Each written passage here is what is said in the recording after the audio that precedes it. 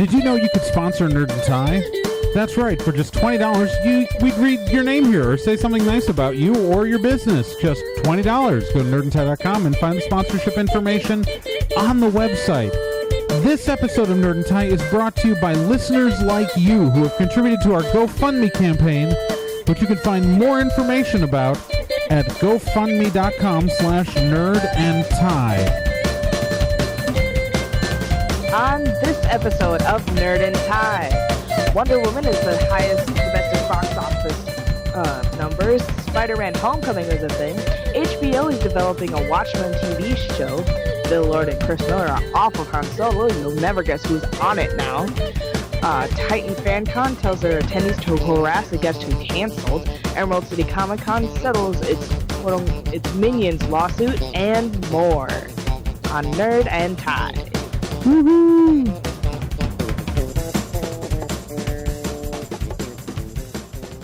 Yay! That worked for once. Yay! I am your hostess with the mostess, again, Proc, and with me today are my dragon friends, Tradorn. Heidi ho, neighbor. And Nick Azumi. D is for dragon. I really hope so. So yeah, obviously we're going audio only this episode. If you're a listener, I'll see if I can upload a YouTube version for some strange reason. The 5 people who watch this on YouTube, but audio listeners won't have noticed. Yeah. It's fun. This is so obviously we're very sorry that we missed a week. The studio has now been officially relocated from Lafayette, Indiana to Eau Claire, Wisconsin for production. Obviously, Nick and Gen didn't move. They are still in their respective towns, homes, nightmares. And but the official production studio is still here. We're still getting the video setup working in the new office, but the audio version it exists again.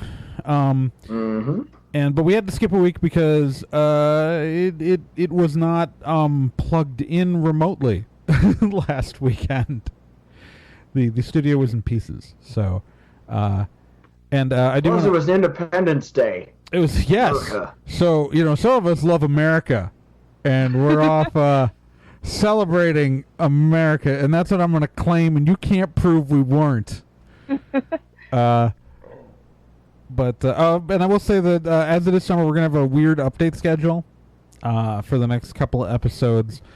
So in a fortnight, you're not going to get a regular episode of Nerd and Tie in 2 weeks. You're going to get a special episode, a compilation of the secret podcasts, and then the week after that, so in 3 weeks, you'll get a news episode. So in 2 weeks, you will get something on the podcast feed.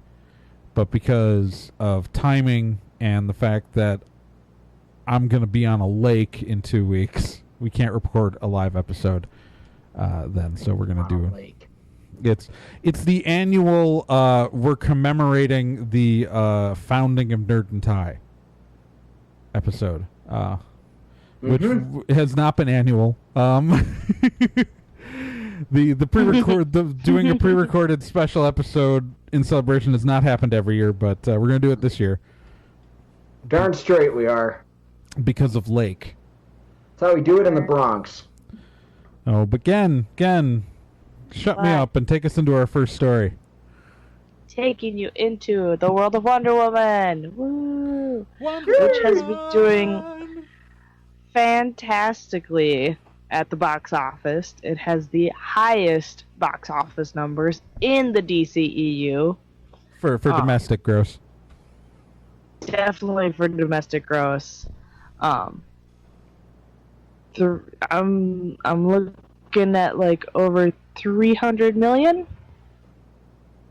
Yes. Domestic over the whole lifetime, which is fan-frickin-tastic because it is an excellent movie.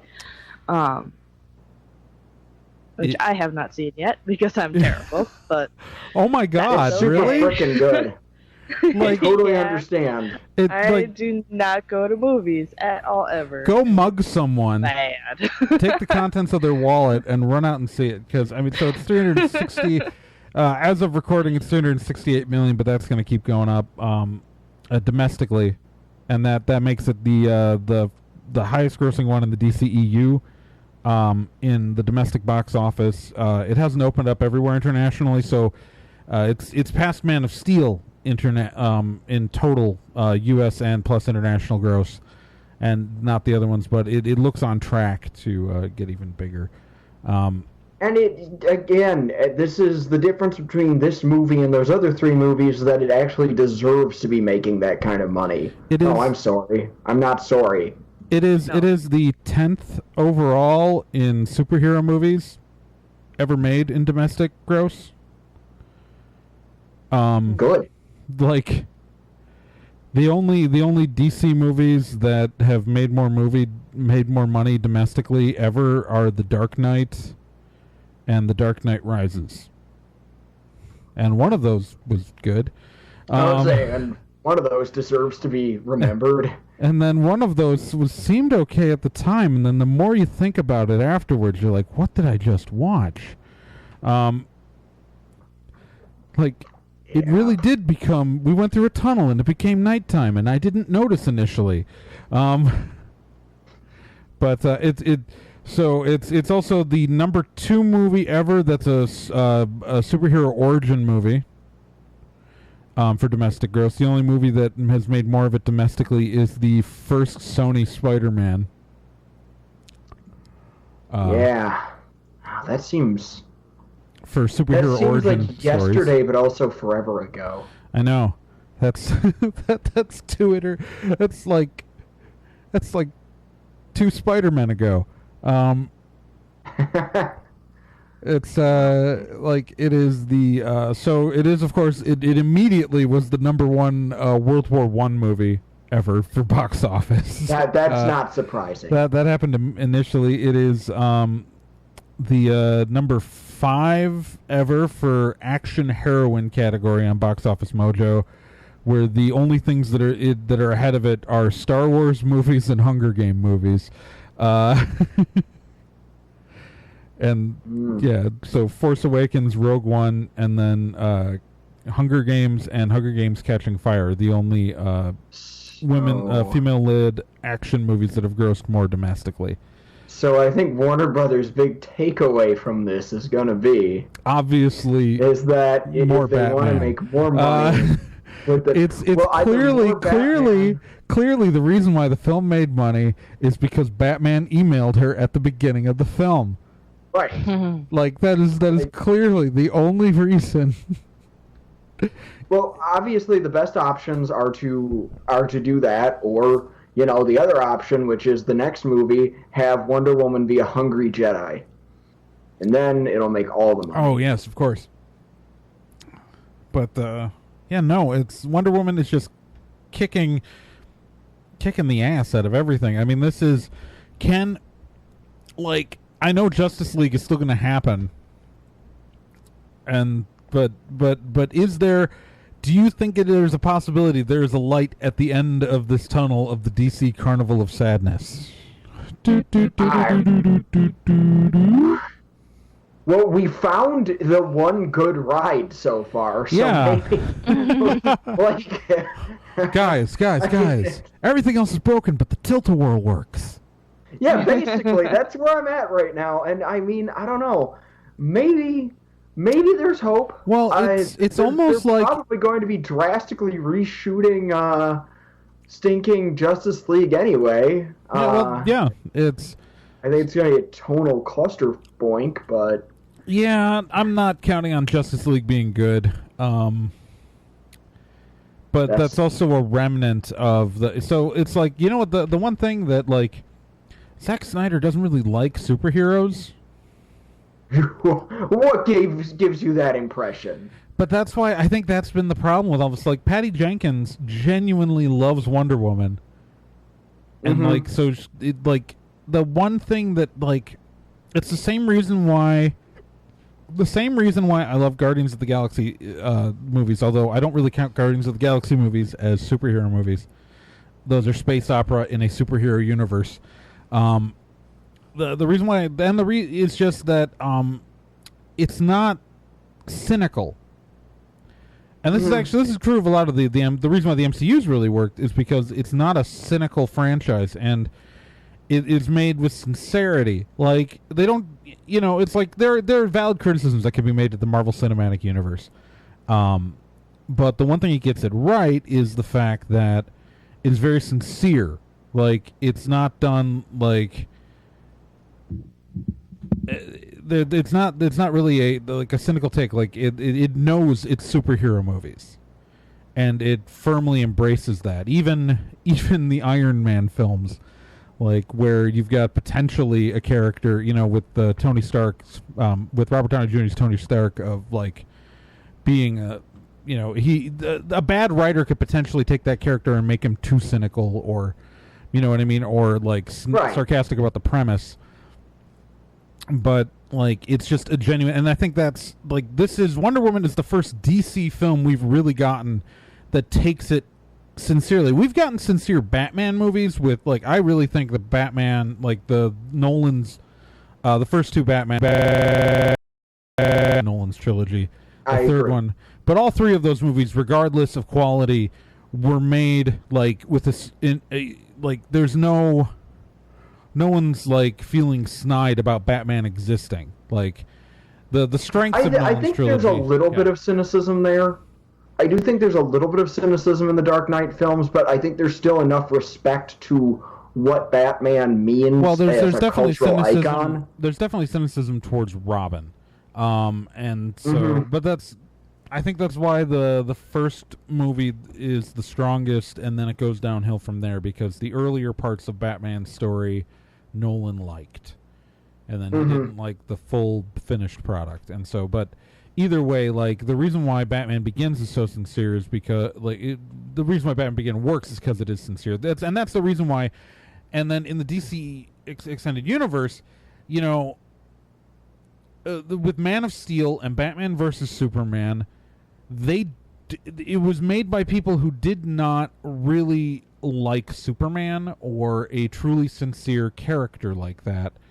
And so that's why those films failed in their production. Like that, like, well, it even goes to show. Like, have you read some of the interviews with Zack Snyder where he says insane things like, well, I tried to get into comic books that weren't Watchmen, but I always looked at them like, no one's getting killed, no one's having sex. How am I supposed to take this seriously?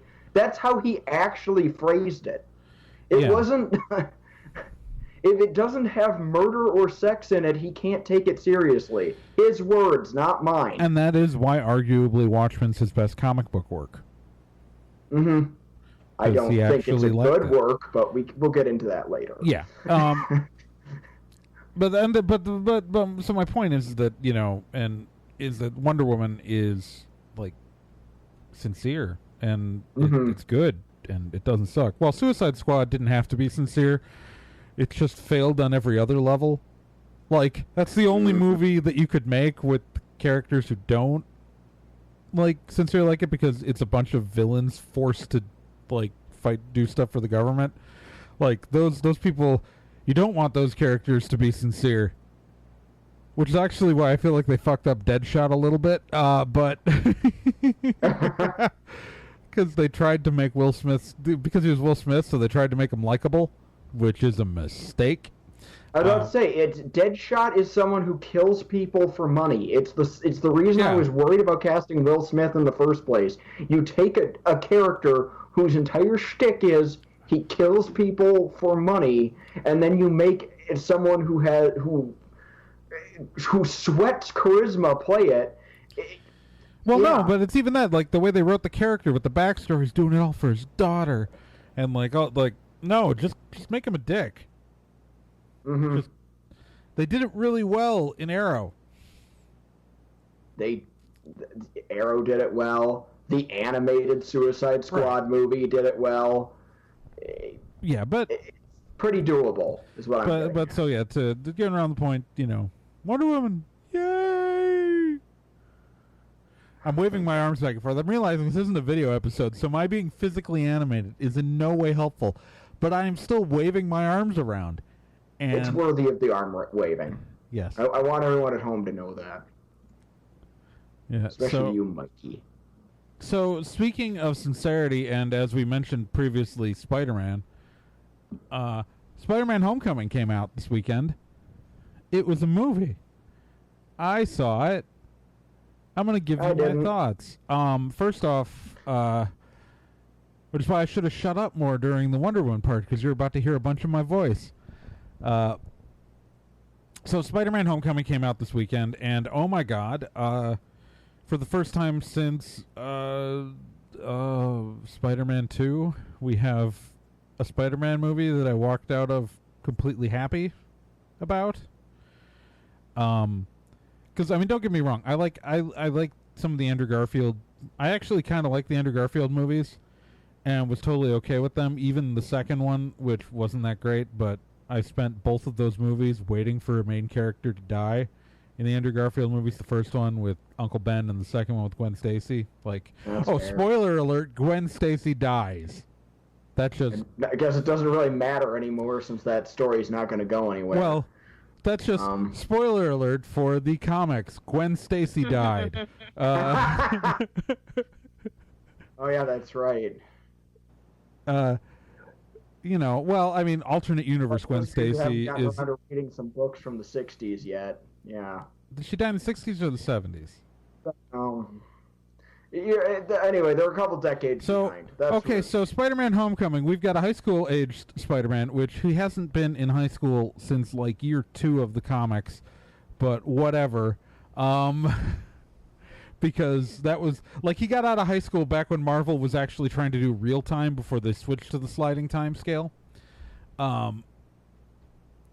Like, that's because if they kept doing real time, everyone would be Captain America age by now. Right. It's well, it all goes back to the fact that Marvel didn't Marvel had to it was during Sue Richards' pregnancy, Sue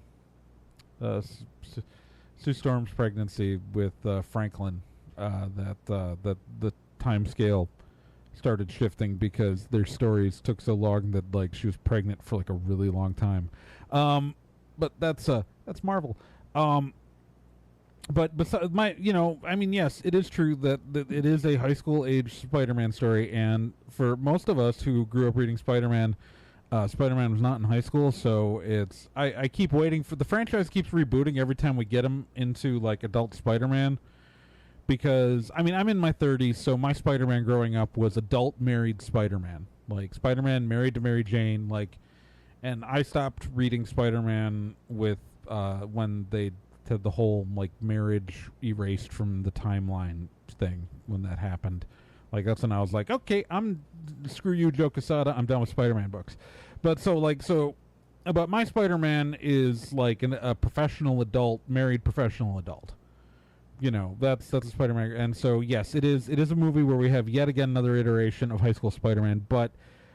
For once, it was a high school Spider-Man who I actually liked, and it was a high school-age Spider-Man who actually looked like a high schooler, which is because he's actually like playing a character he's within a few years of the age of when they shot it, versus every other Spider-Man who was a good like decade older than the character in their high school scenes. But my favorite part of that is in the Sam Raimi Spider-Man, the first one, where like all of the kids at the school look older than their teachers. That always kills me. Yeah.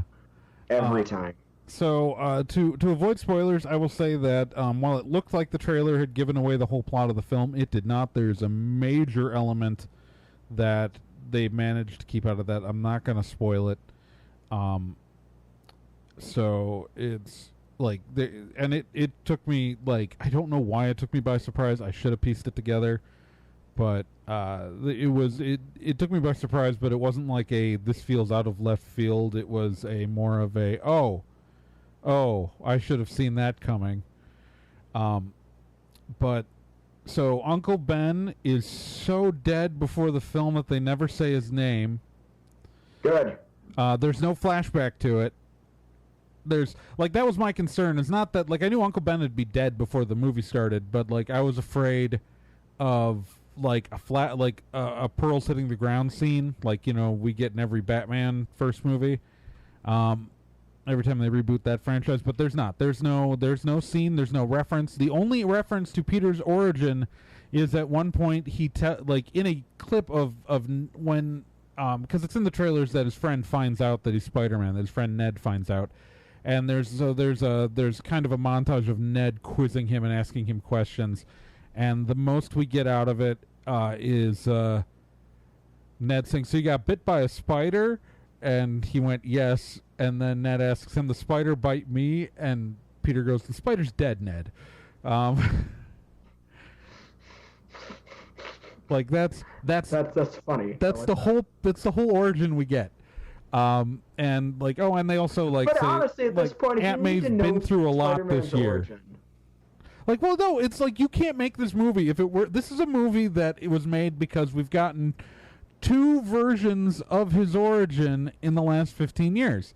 And so, like there has been a Spider-Man movie every 2.5 years, approximately. That's what I'm saying. Like, if you need to learn... Like, no one needs to know Spider-Man's origin. Right. No one doesn't know it already. It's why we can stop seeing pearls hitting the ground, because everyone knows Batman's origin by now. Yet, My grandpa DC will Warner Bros. Will always show Batman's origin. Yeah. But that's the good news, is that we don't have our with great power comes great responsibility moment, Uncle Ben's last words, which, it's a really good lesson and an important part of the character, but honestly, have you ever thought about, like, how weird it is that he's just randomly telling Peter that? In the Spider-Man origin? Like if you know that Peter has superpowers, it makes sense to tell him. But why does fortune cookie Uncle Ben always like spouting off this wisdom? Like, have you ever thought about how? I tell you that with great power comes great responsibility. I think about that a lot. Yeah, Peter, this is a very powerful saw. But with great power comes great responsibility. Don't cut your fingers off. Like,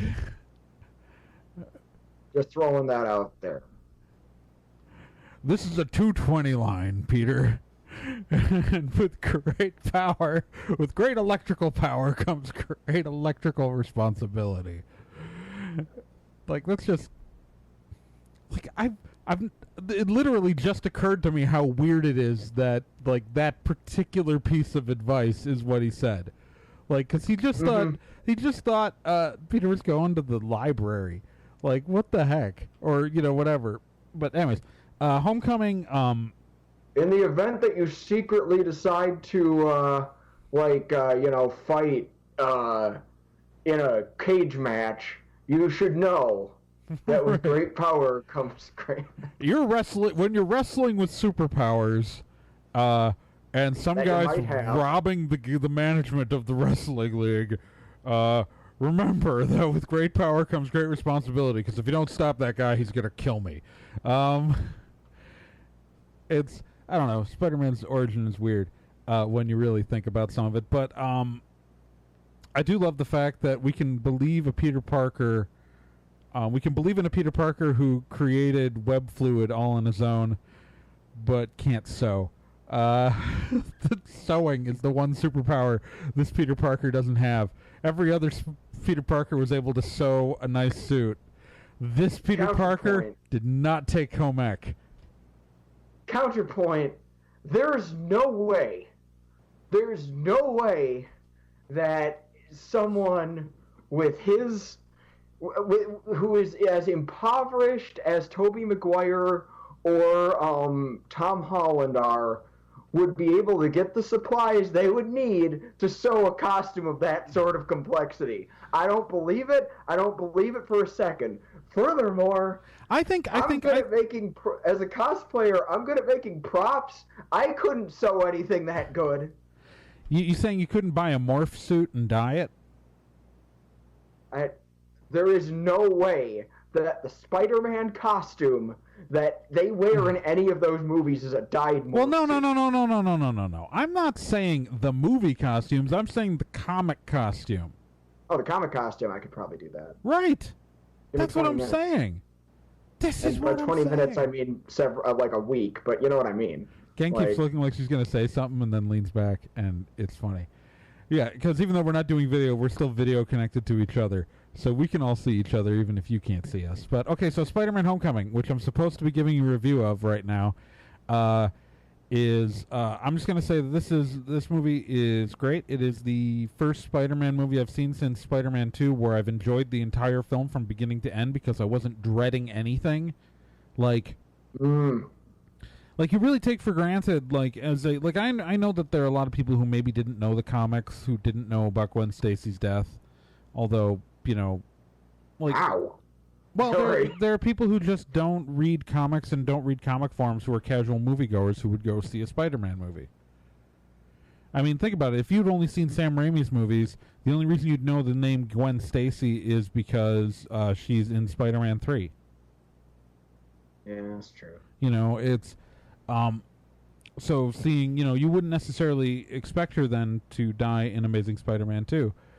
But if you're a comic book reader, you definitely expect her to die in Spider-Man 2 because that's what Gwen Stacy's there for in a Spider-Man story, unless we're getting, like, Spider-Gwen, a version where Peter Parker's going to die. I don't know what Gwenpool's story is, so I can't make a comment about it. Gwenpool is, I can answer that. Okay. It's an alternate universe Gwen Stacy who reads comics and finds herself in the Marvel Universe, which she concludes can't possibly be real, so that means that there are no consequences to her decisions. Okay. Yep. I didn't say it was good. Okay. I said it's a thing. Well, Spider-Gwen happened because of a good story idea. Gwenpool happened because someone thought the costume would look good. Because money. Yeah. Because think about Gwen Stacy with pink highlights, who's also Deadpool. Worked for Spider-Man. Right, except, Spider-Gwen, that whole story, makes sense because it's a really interesting alternate take on what could have happened. Also, she has, the coolest Spider-Man costume. Oh my god, right? Have you ever seen the original design that she was supposed to have? Before, because Spider-Gwen actually took several years to get off the ground.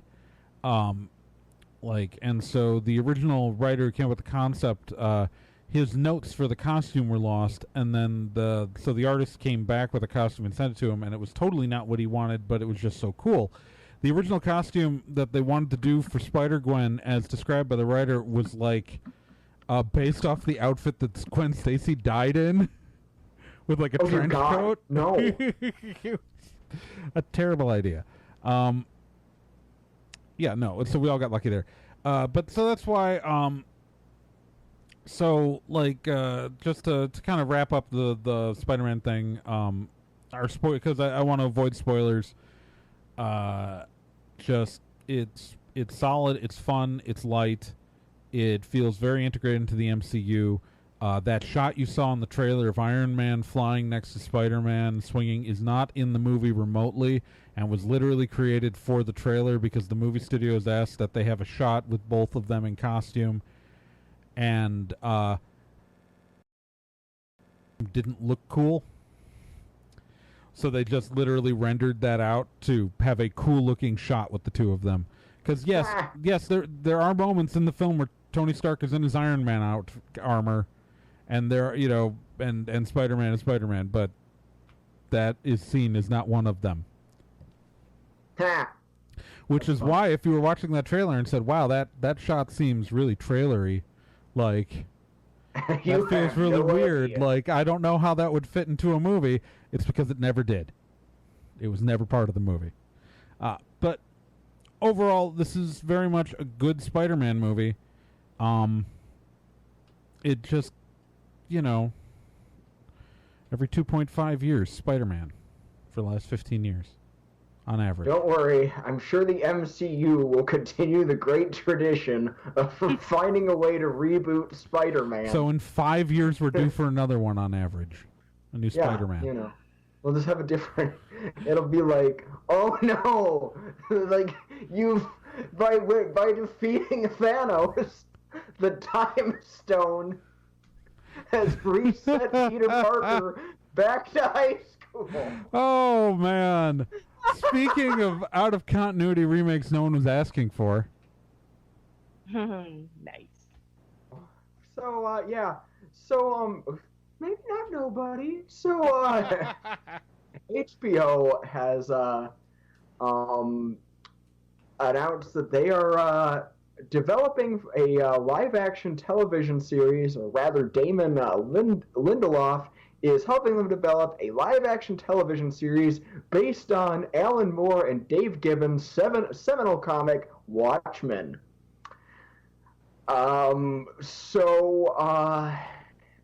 As we already mentioned, Zack Snyder already made a run at Watchmen. Most people seem to like it pretty well. I accept that I'm better than everyone else in one of these situations. No. It's in many ways as good as you're going to get for a Watchmen movie. If you're going to try to cram that dense of a story into a feature film length, I can't think of a better way to make it. That said, maybe I think Watchmen was better suited for a miniseries kind of feel, honestly. I agree. That's how I felt about it for a while.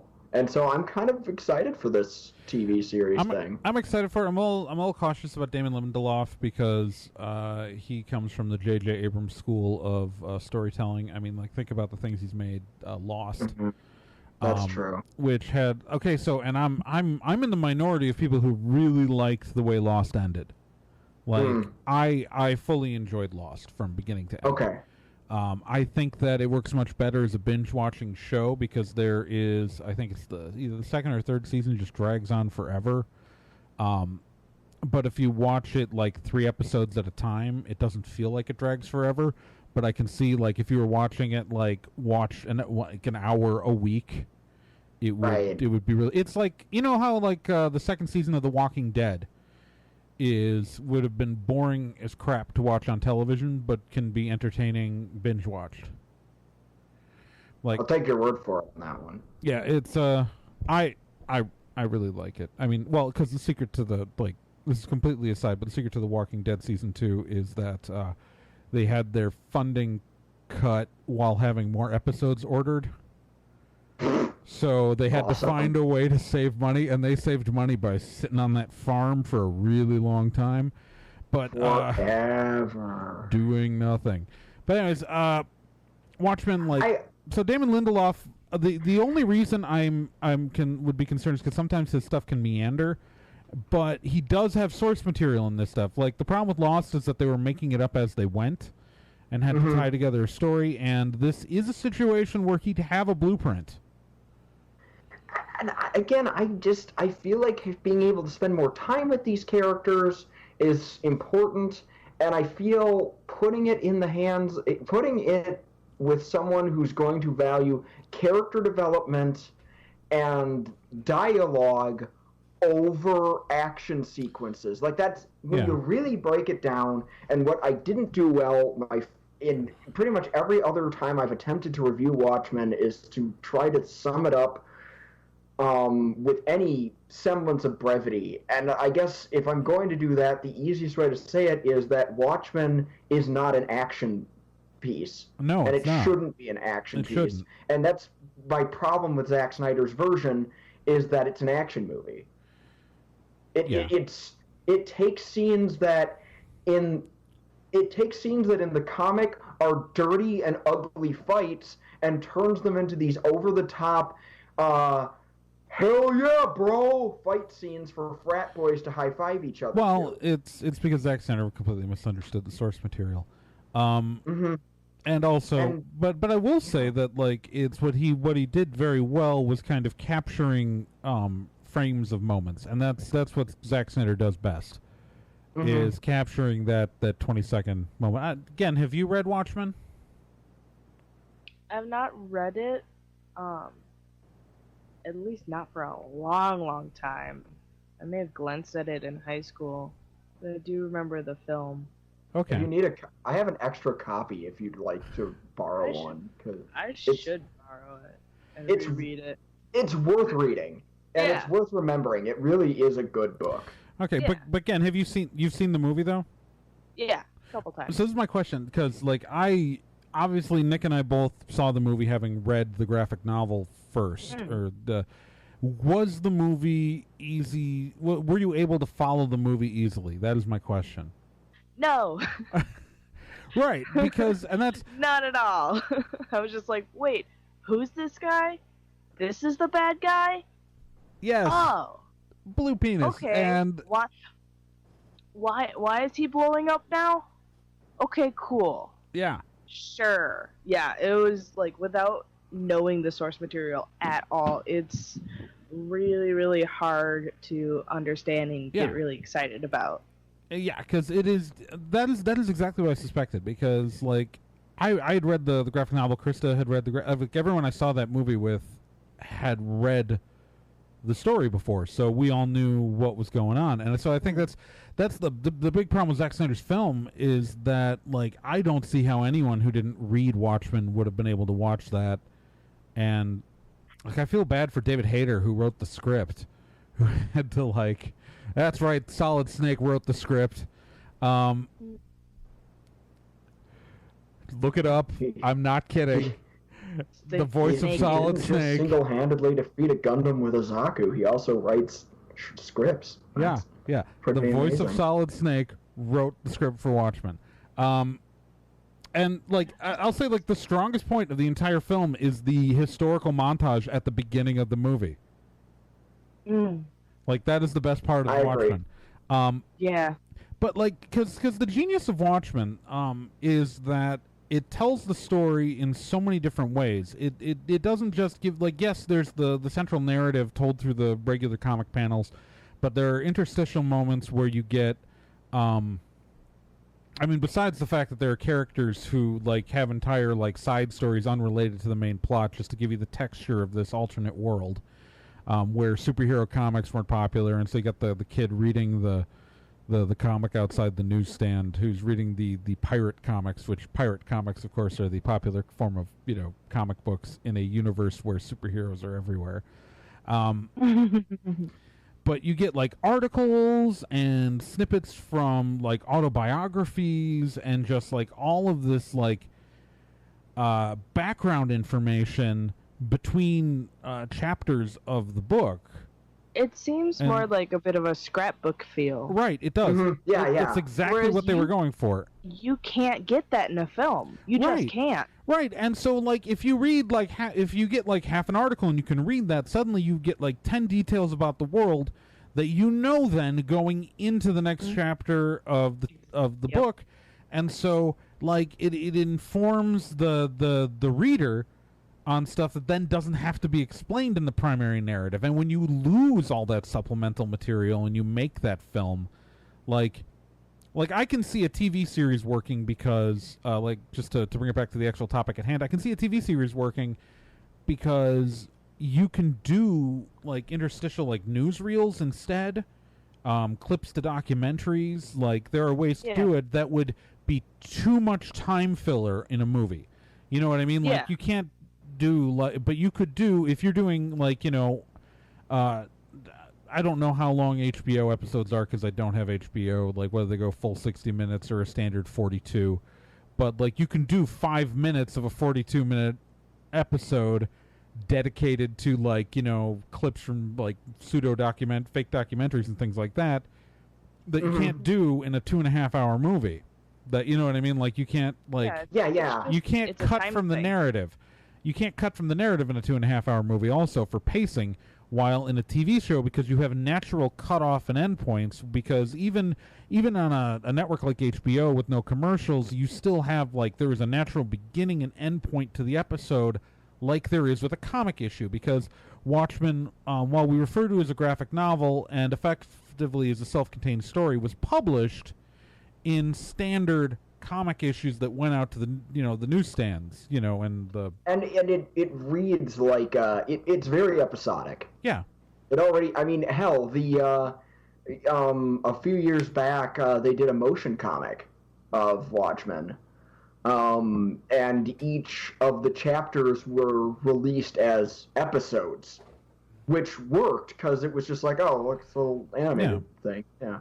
And I know that there's the whole before Watchmen comics that they might work in, but don't do that. Oh, don't. They will. I'm begging you, HBO, don't do it. They will. It's Damon Lindelof. He can't help himself.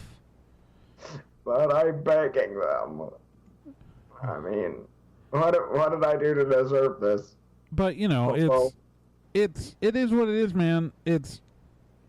I don't know. I'm cautiously optimistic. And this is not connected to. I know in 2014, I think they were working on an Watchmen series that would have been connected to Snyder's film, and this is unrelated to that. Well, it's Gross. Why would you want that? Well, to be fair, it has its fan base. That film does. Have its fan base. They're all wrong. That's just something they have to live with. It's interesting because we were talking about before sincerity and cynicism and how like Zack Snyder wanted everything to be like Watchmen. But like it's like Watchmen. It's interesting because like I don't know if we're still in the moment in history where Watchmen is important anymore.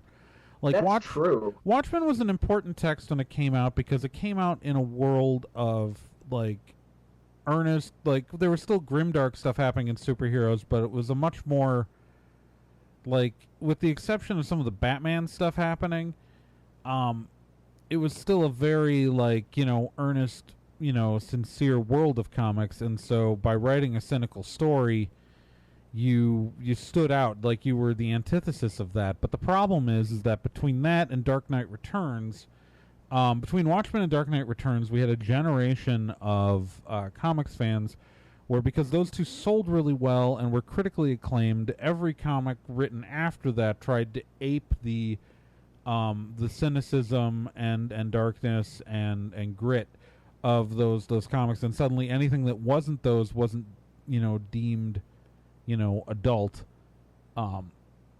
And so, but I think that because we've been through 20, 30 years of these comics that are like of that kind of book and that kind of, and what happened is then all the movies adapted from those then tend to like look. I mean, just honestly, look at any Batman movie. Like there have been Batman animated series that ape a better, like what I believe to be a better version of Batman, like especially the Batman the Animated Series, that a lot of us grew up with. I mean, like, well, like it's kind of like taking it back even further. It's like why we're never going to see an adaptation of the Scarlet Pimpernel ever again. Yeah. Because it's like, yes, that was really the first story to feature a mysterious caped masked man, fighting crime with a secret identity. But then there was Zorro, and then there was Batman. So like all of those things are derivative from that. But when you've only lived in that derivative, the original kind of loses its luster by comparison. Well, but that's why I think that, like, so in film adaptations and in television adaptations, I feel like Marvel has moved beyond that cynical ways. Like, I think even like Fox's movies started trying to still like keep it grounded when they launched with the first X-Men movie, 17 years ago or whatever. But I feel like Marvel's MCU has kind of embraced the sincerity and started to spin pendulum. And even DC's TV shows have embraced sincerity, and Wonder Woman embraced sincerity, much to, wonderfulness. But like I feel like the rest of the DCEU, the problem like those films have had, and that's why I'm worried about Justice League, is that they are still trapped in that mindset of elevating Watchmen and elevating not necessarily... and I don't want to say that the Watchmen is a work of genius. It's just that elevating what made Watchmen a work of genius is not the fact that it had a cynical tone. It's that it was good and had and having a cynical tone helped it stand out at the time. But Watchmen's held up because it was a good text. Maybe the violence, the sex, and the cynicism wasn't what made it great. Is what I think you're getting at. That's what I'm saying. That's what I'm saying. So Watchmen TV show, it's. I want it to be good, but now this whole conversation has made me. Yeah. Hey, again, speaking of things we want to be good. Yeah. So we all know that sometime in the future there's going to be a Han Solo movie coming. What we oh boy don't know is how it's gonna get here, because it turns out that Phil Lord and Chris Miller are no longer directing the film. Due to literal creative differences. They even said, we don't like to use the phrase, but for once it's true. Creative differences on this project, and so they decided to part ways with that. Decided. Well, someone decided. It might not have been. Someone decided. But, interestingly enough, a new director has been chosen, as I find the article. It's Opie. Ron Howard is little Opie Cunningham taking over.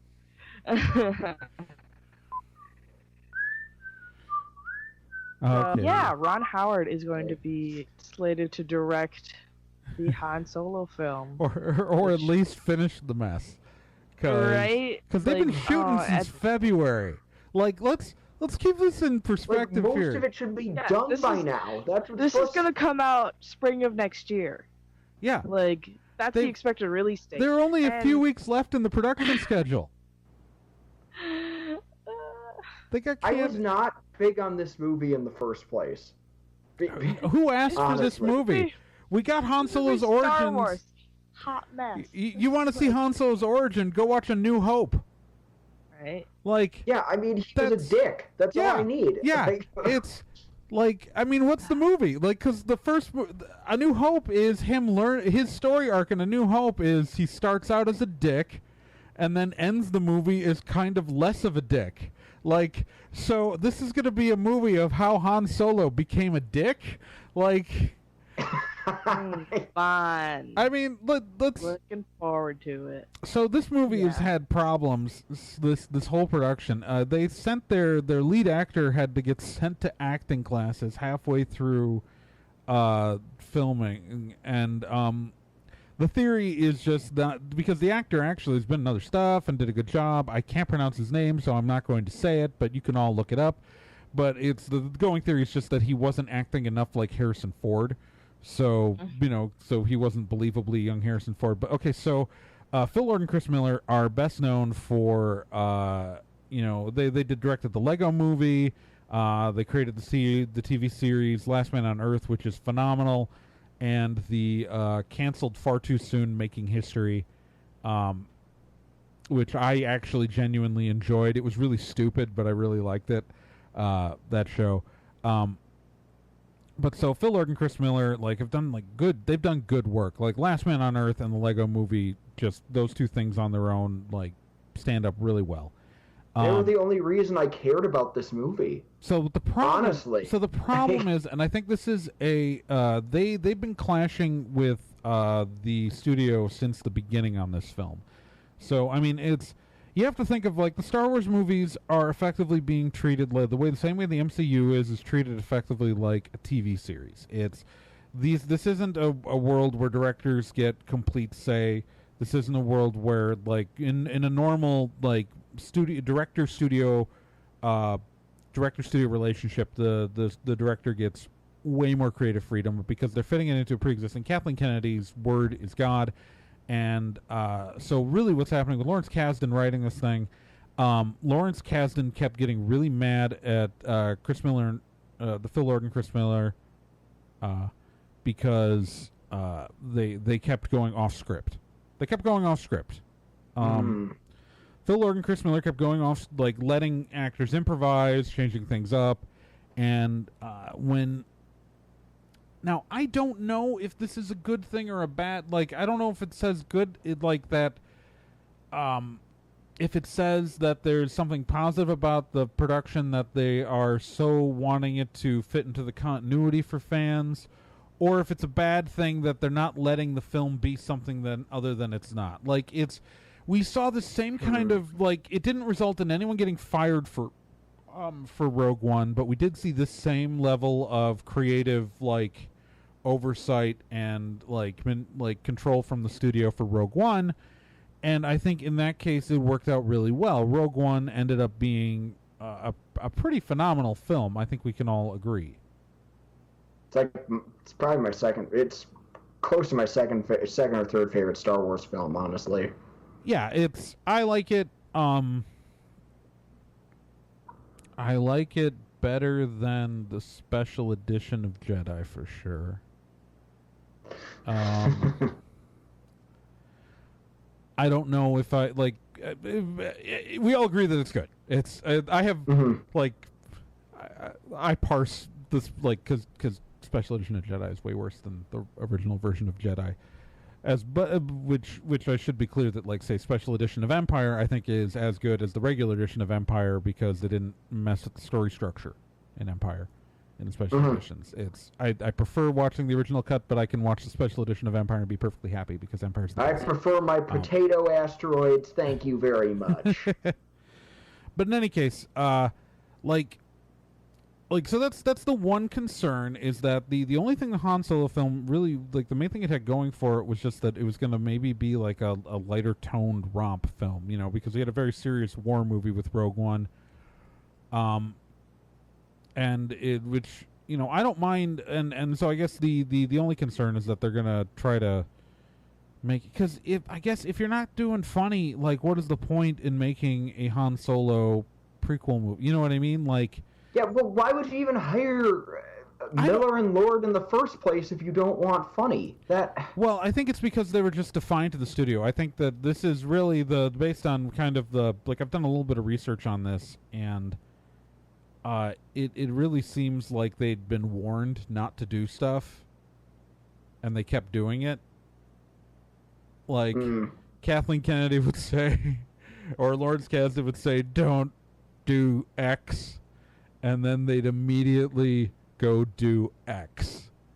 Like, so they were like, and that's why, you know, so now we've been told that, like, I haven't told, I've read, no one told me, someone told a different news source that actually has sources in Lucasfilm, and then I went and read that it sounds like they actually were, like, shooting takes with the real lines and then would, like, do tons of alternate takes. So, like, there's a good chance that there's good footage. Ron Howard is frankly coming on board because they all know him, and Ron Howard is a director best described as competent. Like, Houston, we have a problem. Like, can you pick a Ron Howard film that was truly great since Apollo 13?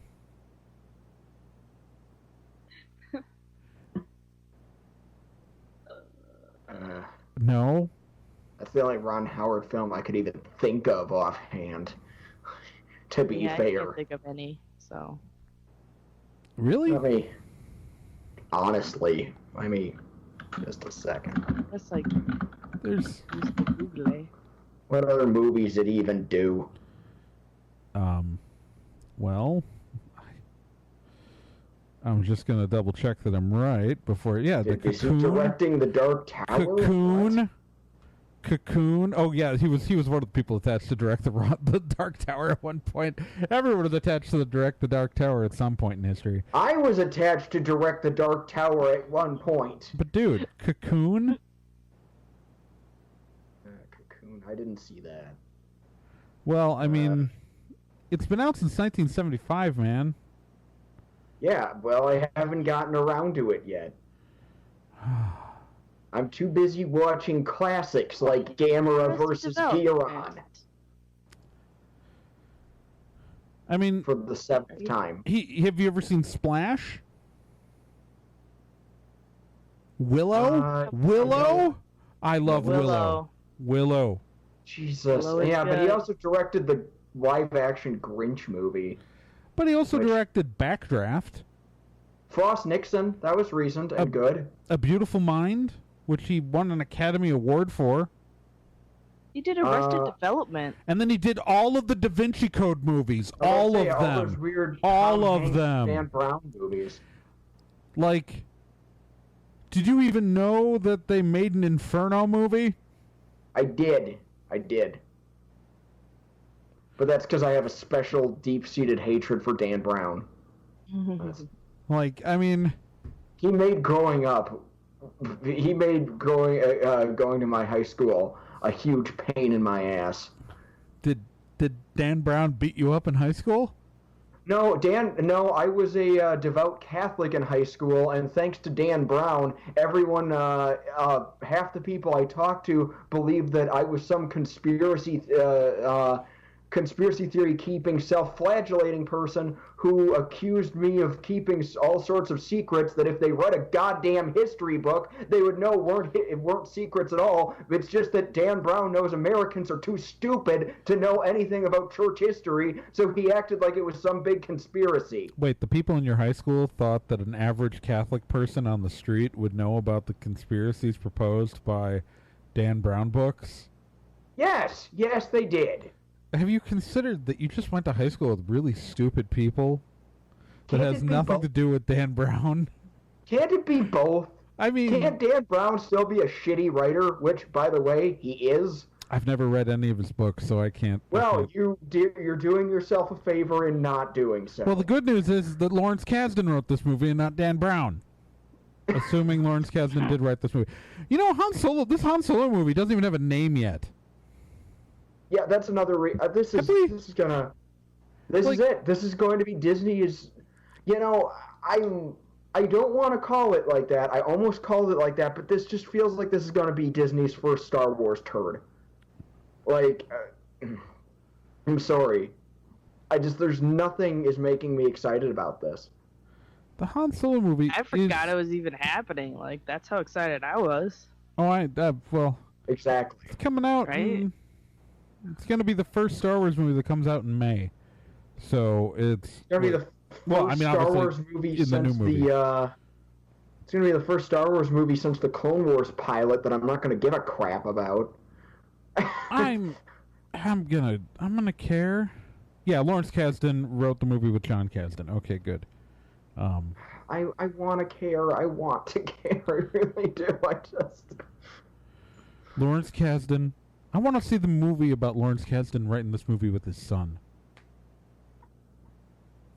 And that's the movie I want to see, not the actual movie. No, hey, is it going to be anything like when Hayao Miyazaki reviewed his son's theatrical debut?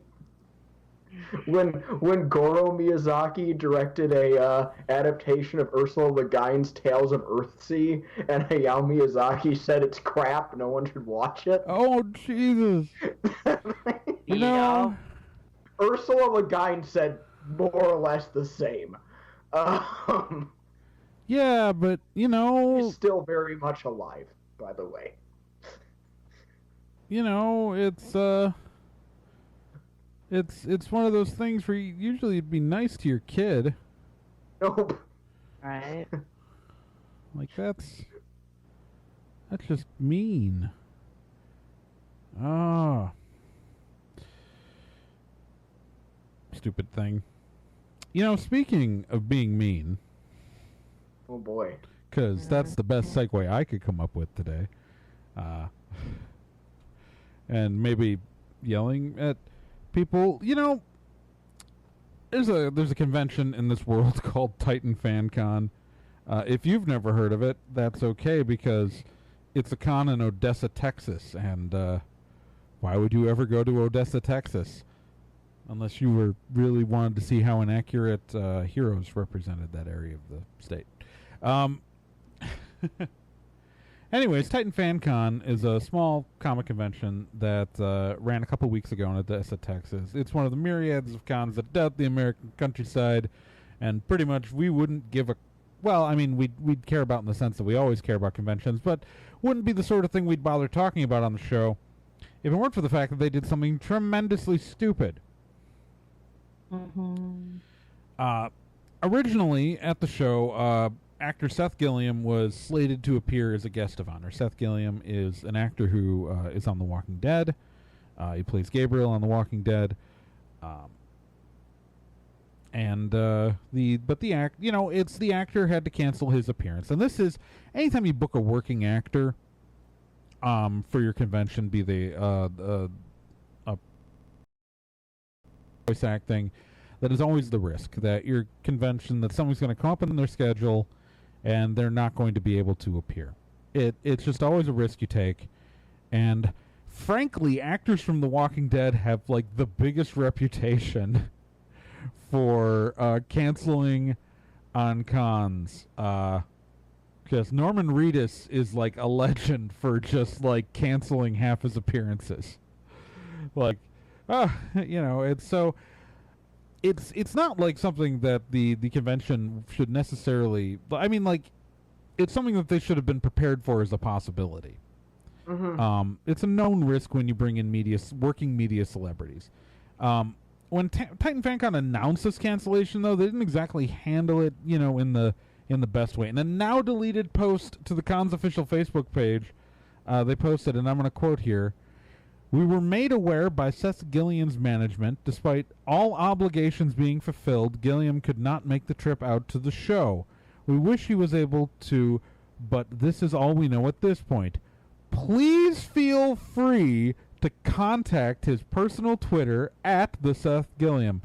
While we do our best every show to ensure appearances, we do apologize." So that's right. Instead of just "We're sad to announce that X celebrity will not be appearing at the show anymore," they made sure to say that we met our obligations, and he said, "No, go contact him. Feel free to contact the guest." Now, while it's true that they used like a public point of contact for the guest, a verified Twitter account, and not like his personal email or something, effectively...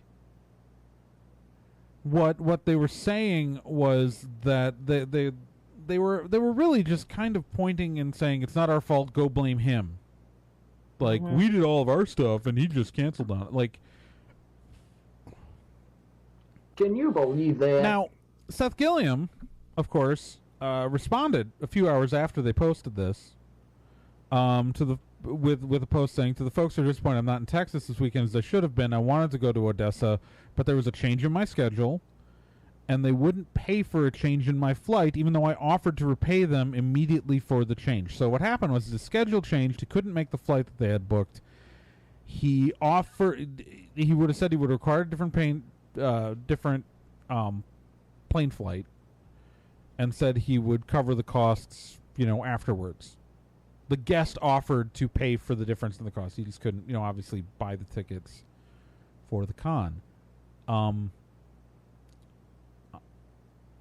So what really happened here was that the guest had a scheduled shift, tried to still make it happen, and the con made a whiny piss baby post about go blame the guest.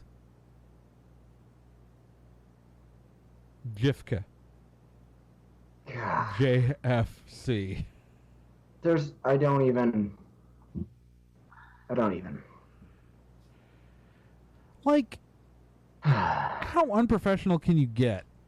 I was gonna say, like, I wish there was like some way to just like take convention staffers and just like shake them violently.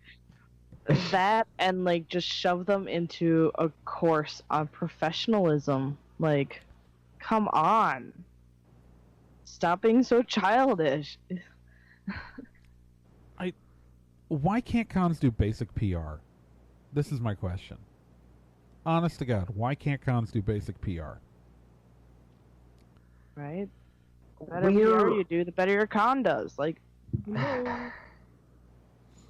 we're just, And also, if you are running a con and you want guests to appear, if you're a guest, if you're a person who does convention appearances, be you a media celebrity, comic book artist, anything, if you do appearances at conventions and you see that a con almost like this is, I don't want to necessarily say that this is an invitation for harassment, but I'm certain that some people would have taken it that way. Like, if you are a potential guest, would you be willing to book a con that does this on the off chance you've got a schedule shift? No. Yeah. Yeah, that's just, it makes all of us look bad. Yeah. I don't even run cons anymore, and I feel like it makes me look bad. I do. It makes me look bad. I help run PR for a con. Don't do this.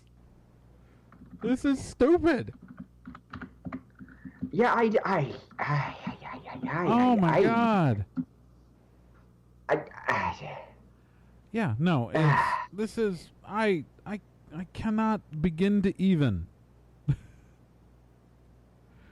As those kids they say. So, Titan Fan Con, we would have never heard of you if you weren't a complete colossal group of morons. Like, they had at least they had at least the intelligence to delete the post. I'll say that. I'll give them the credit that, like, at some point someone said, "Oh crap, this was really stupid." But don't make the post in the first place, guys. That was a bad move. Like, that shouldn't have been something that should have needed to be corrected. It just shouldn't. Yeah, no, it's Let's move on to something else stupid. Well, is it stupid, or?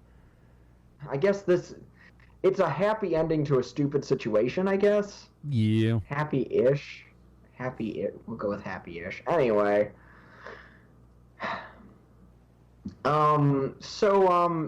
We covered Emerald City Comicon, their bizarre volunteer situation previously. Legality when it comes to volunteering for a for-profit con is always kind of questionable. La-di-da-di-da. And there in the was state of a Washington, it's explicitly illegal. Yeah, and yeah, so in the state of Washington, you just can't do it. So there was a class action lawsuit filed against the folks running Emerald City Comicon. Well, it's been settled. Emerald City is paying out $493,227.84. And that number includes the attorney's fees, and that's $5,000 to the plaintiff, and additional funds to pay the administrator to dispense the money. So the people who work for Emerald City Comicon are going to be getting some compensation for the work they did. Yeah, finally. It's a class action, so it'll depend on how many people apply to get funds. Mm-hmm. And then the number of people who applied will then be dispersed evenly amongst those who apply to get, the payout. Mm-hmm. There's a website for that, which at the very least I'll link in the show notes, rather than go look it up right now. Yeah, it's so.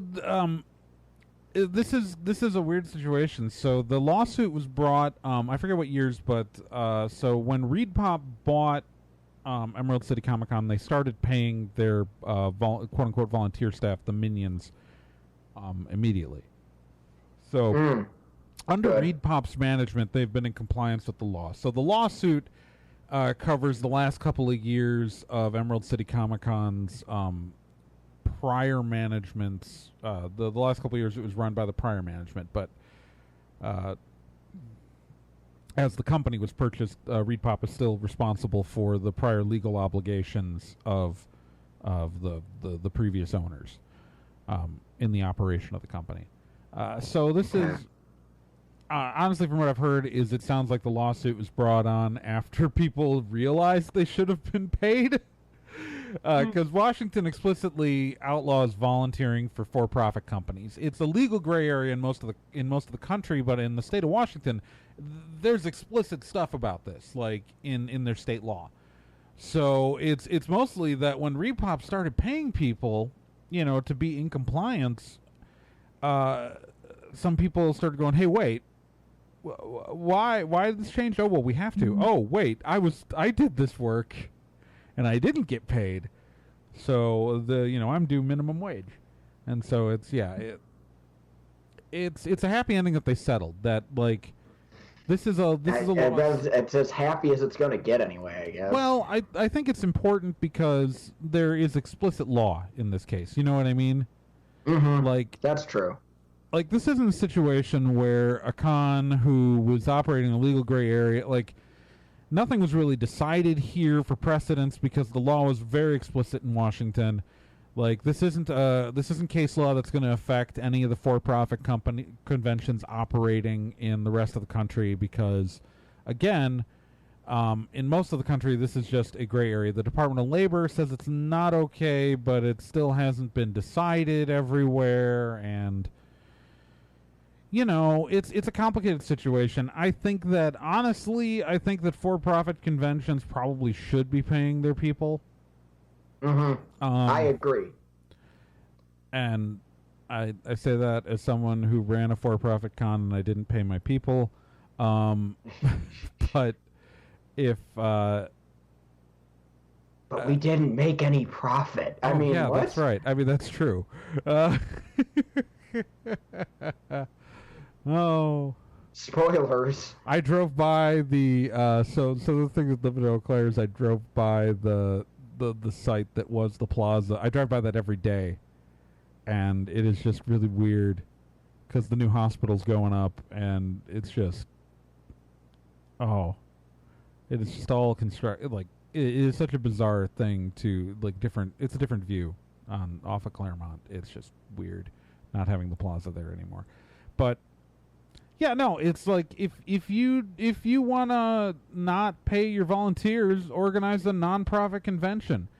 Nonprofit conventions can pay their staffers, so you're not gonna get rich, but San Diego Comic-Con doesn't have to pay volunteers because they are a registered nonprofit. It's run your convention as a nonprofit. Duh. Don't get paid. What happens is the people get greedy, and we get into these cash grab cons that, I'm not saying all for-profit conventions are cash grab cons. Far from it. I can think of several that are not, for sure, but it's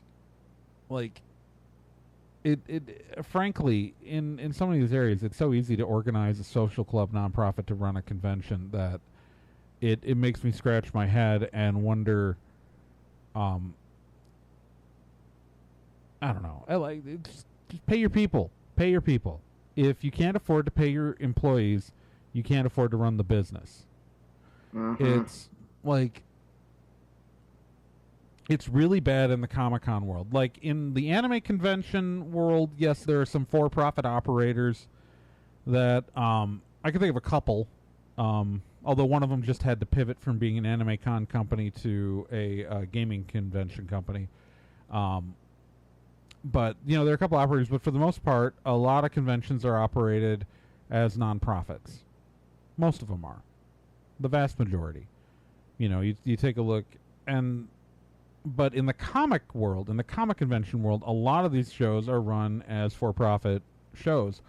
And I think those are the ones who are going to get hit. Is I think more states are going to clarify their law on this, and it's a backlash against the exploitation of free labor under internships.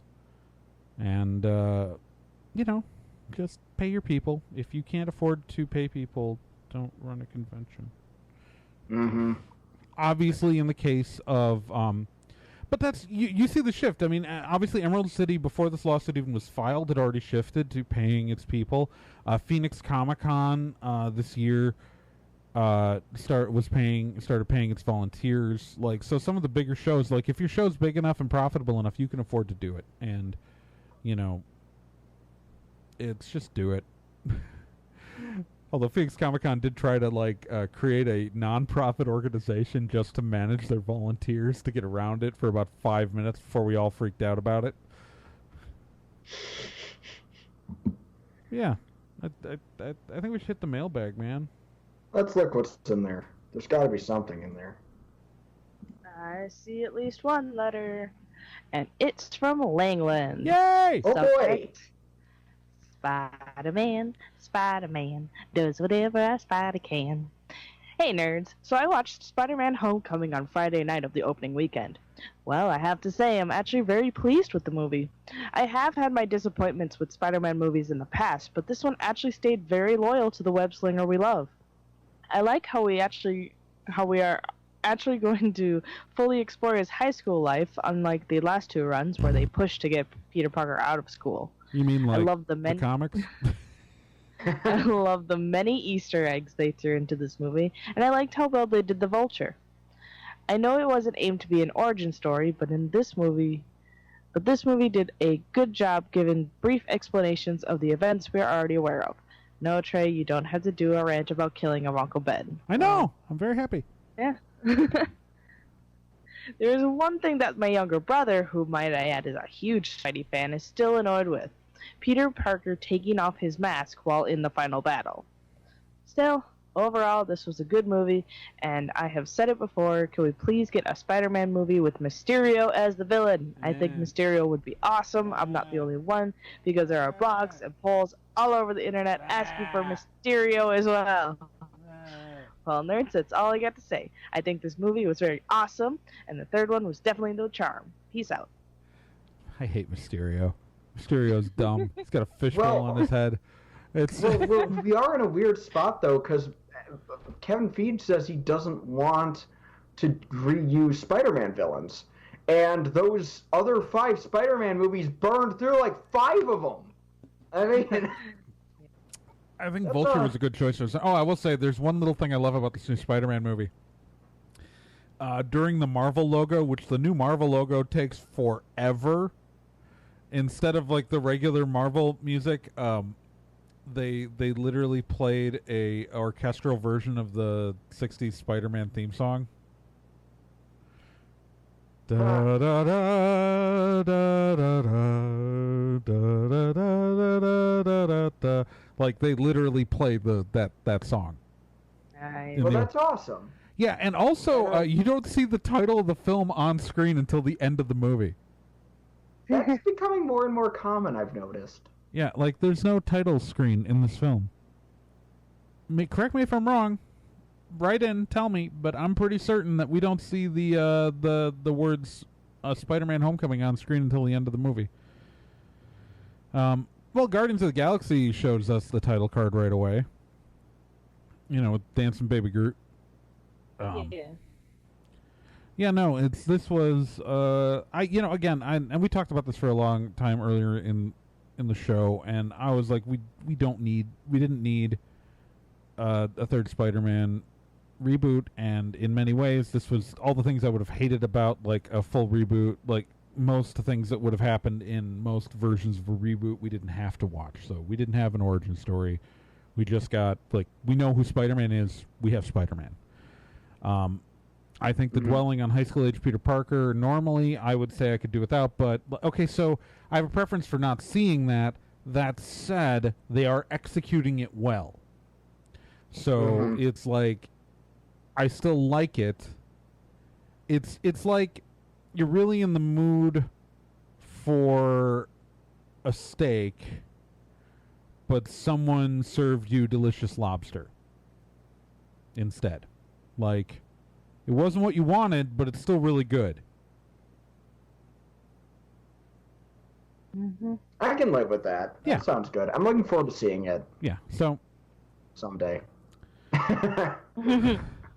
Like I said, it didn't leave me, like, when I left Wonder Woman, I was like, oh my god, that was amazing, even though, like, I mean, there are many flaws in the film. I'll say, like, there are fewer flaws in this film. There are fewer flaws in Spider-Man Homecoming than there are in Wonder Woman, but I left Wonder Woman being like, this was amazing, while I left Spider-Man Homecoming going, that was pretty good. I'm excited for it. So, I mean, I like Spider-Man, though. Yeah. I mean, that's really what it boils down to. Yeah, no, it's a worthy successor. Okay. Speaking of worthy success, I don't know. We gotta go on to the Vomit at Steve challenge. The Vomit at Steve challenge is the part of the show in which I read a segment of a book. And the challenge to you, our dear listener, is to guess what book I am reading from. If you guess correctly, you get included in the Hall of Awesome. The benefits of the Hall of Awesome are as follows. 1, we put your name on the Hall of Awesome on our website. 2, I read your name aloud during this segment of the show. 3, nothing, but I feel compelled to say a third thing. The current members of the Hall of Awesome are as follows. I feel like I forgot to add the newest... I forgot to add Fee to the list, didn't I? Well, okay, so Fee, who I forgot to put on the list on the website, who I will add later, or Sakura Sunset. I haven't found out how she wants to be listed yet. I need to go check that. So it either Fee or Sakura Sunset, depending on which version of her name she wants on the website. Arkham Zero, Rainier Senti, Cheesy McDammy, Krista Slithery D, Shameless Otaku, The Random Ramblings, Bancor Fan, Capito, Chris Graham, Lily Soros, Paper Godzilla, Kevzy, Minnesota Librarian, Sean Orange, and Keith Shizuo. And I'm quite sorry, Fee. I will get your name on the website. As one way or another. This is what happens when people guess correctly while I'm moving. All right, so we've been reading from the same book for this will be the second episode with this book, and so your line from the current book is, again I answered yes. If you know what book that's from, go to nerdandtie.com/contact and tell us. Or if you have anything else you'd like to say, do tell us about, scream about, explain to us your opinion on the exact timbre of Nick's voice and why Gen is somehow eating your brain with her mind thoughts and consuming your true self and becoming you slowly but surely and taking over your life. Just go ahead and go to nerdandtie.com/contact and let us know, and we will find you a probably psychiatrist. But yeah. Well, I don't even know how to follow that up. Sure, whatever. I do. I'll just call our names out and we can end the show. How about that? Sounds good. Maybe. Sincerely yours, I've been Gen Proc. I'm Trey Dorn. And someday I might be Nick Izumi. And you have been listening to Nerd and Tie. Also, remember, you can subscribe to this show on iTunes, on Google Play, on Stitcher. Stitcher, that's the thing. Anything can take an RSS reader. Remember to rate and review us on iTunes, Google Play, and Stitcher. And tell your friends. You can also subscribe to the video version of this podcast when it happens, unlike this episode, at youtube.com/TRAEGORN, because I don't feel like changing my URL. You can also find Nick Izumi's videos at youtube.com/Nick Izumi. His videos that appear on the site are on that YouTube channel. You can also subscribe to both myself and Nick have Patreon accounts. Mine is patreon.com/TRAEGORN, and Nick's is patreon.com/NickIzumi. And you can support our videos, the production of this podcast, and other things. You can also find Food. Gen's work on the internet under the name Ocelot Dude. Just Google Ocelot Dude and find some pillows and prints and neat things to help Gen eat. And remember, we are here for you. We are pulling for you. We are in your mind, in your soul, slowly dreaming of a world in which you actually exist. The dreamer has awakened. This is things get a little weird, but I think at this point everything always gets a little weird at the end of the show, right? I mean, that's Keep just on Spock in the free world? I forgot to do that. well, you did it now. Oh. Good.